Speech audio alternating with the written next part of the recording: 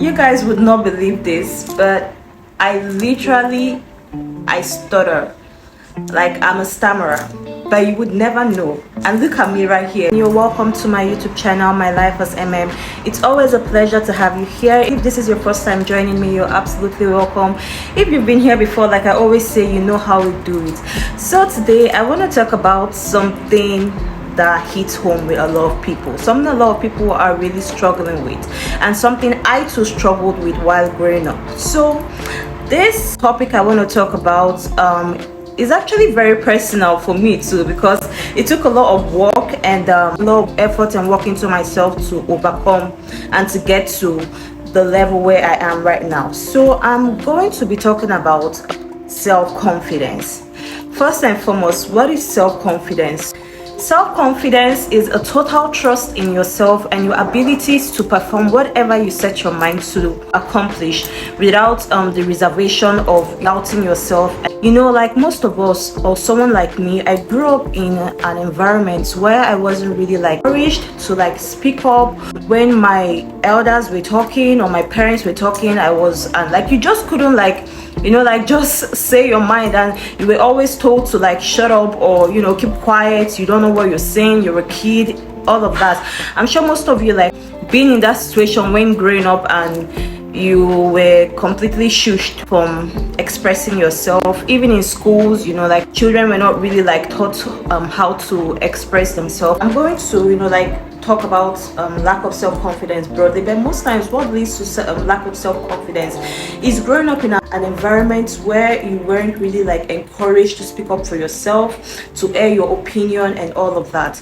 Also, listen, I used to be very shy while growing up. Like I don't even believe I am actually like a YouTuber. Like it was that bad. I just wasn't so confident in myself. It took a while. I had to, you know, like to retrain myself, to build myself, to grow my self-confidence little by little. You guys would not believe this, but I stutter. Like I'm a stammerer, but you would never know. And look at me right here making a YouTube video.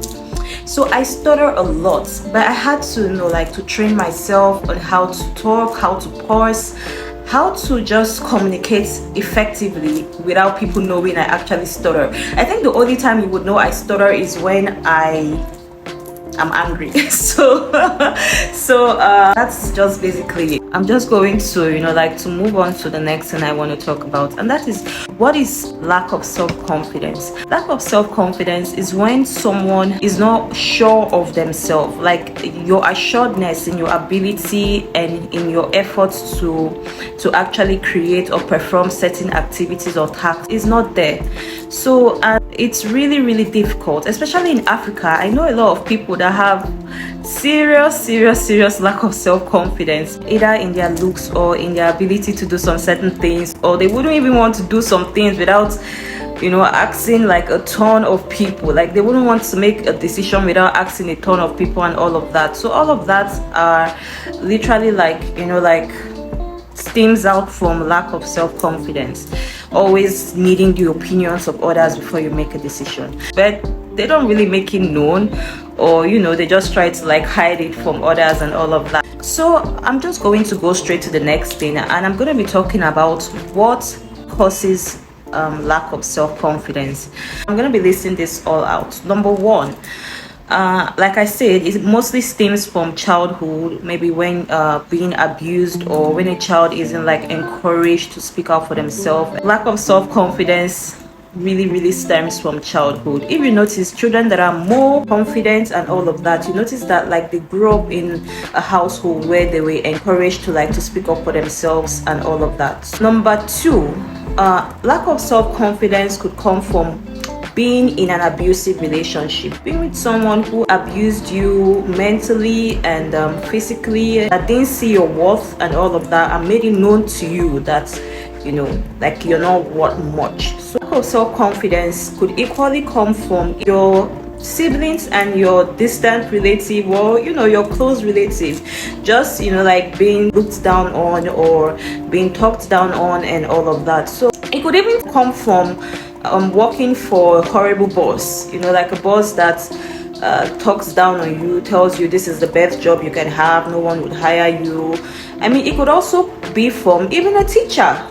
Like, some teachers, like talk down on their students. Oh, you can never do this, you're not good enough, and all of that. So I just feel like lack of self-confidence is something that a lot of people are struggling with, even though they don't want to like come out and say, oh, I have issues here, or I'm not so confident in my speech, or I'm not confident in myself, and all of that. But it's something that a lot of people have issues with. I'm just going to go on to the next thing I want to talk about, and that is, how do we build our self-confidence? What are the steps to take in order to build self-confidence, in order to be much more assured of yourself? People tend to ask this question: where does self-confidence come from?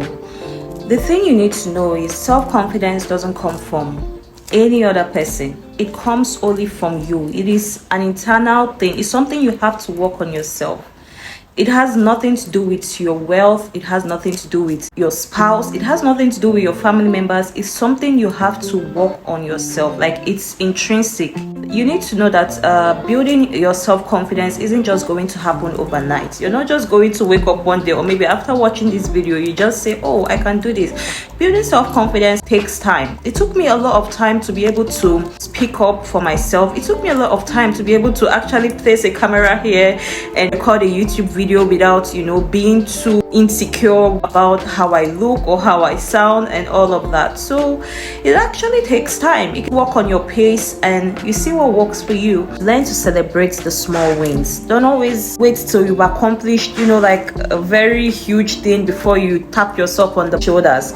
Like, just learn to appreciate yourself, the effort you put in every day, and like doing that on a regular is definitely going to build your self-confidence. So the next thing I did was I decided to take care of myself. I decided to focus more on my health, my fitness, eating healthy, eating clean, and working out at least 5 days in a week for at least an hour. So doing that really helped build my confidence, because like working out releases serotonin and dopamine, and just all the good endorphins that help make you happy. So also, you need to show up for yourself. You always have to show up for you. No matter what, you have to show up for you, because nobody is really going to show up for you like you're going to show up for yourself. So showing up for yourself is absolutely one of the most important step. You need to show up every day. You need to work on yourself. You need to do your research. You need to just just work on yourself.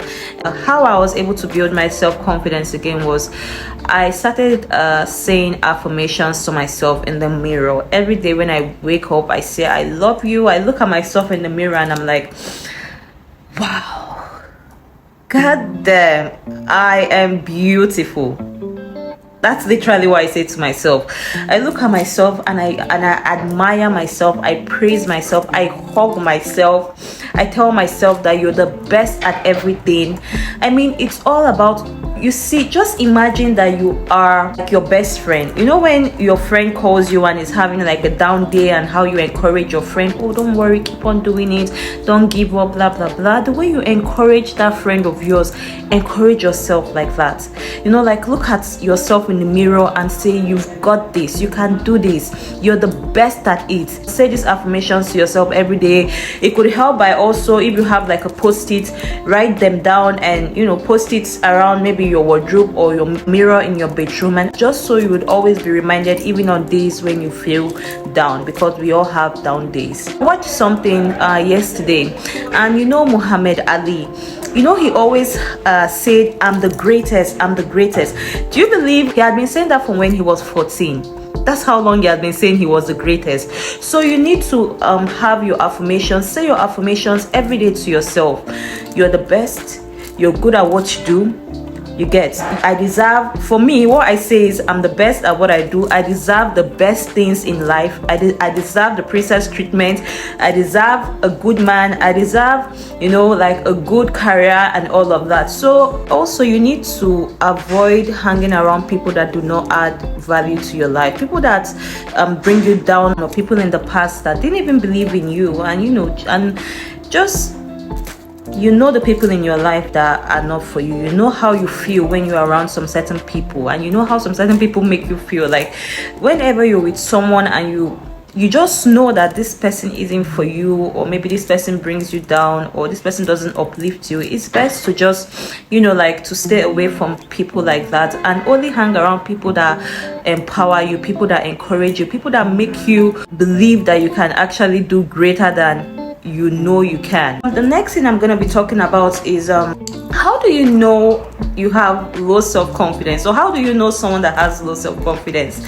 Number one is they are people pleasers. They literally do not even know how to like put themselves first. They always feel that, oh, I mean, like if I do this, if I give up the shirt off my back, then people are going to love me, people are going to accept me. But self-confidence, like I said, doesn't come from others. It's not. So people with low self-confidence are massive people pleasers, and they are mostly like doormats. And number two is they are not assertive, and they do not know how to say no. It's almost like they just do not know how to speak up for themselves and all of that. So another sign or another way to know someone that lacks self-confidence is they are always concerned about what people think about them.